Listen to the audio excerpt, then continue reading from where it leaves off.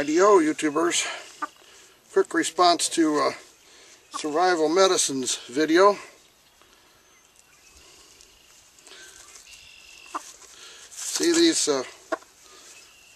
gotta be gentle, pull the wing out without injuring it. See these, I don't know if you can, these longer feathers right here on the tip.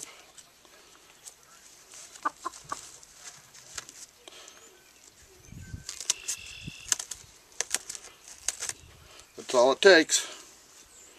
Just like that. Very important. Only do one side. You're not trying to reduce aerodynamic lift here. You're trying to mess up the flight control systems. Easy. And that'll do it. You need a taller fence, dude, but this should help a lot to keep them in and out of your dog's mouth.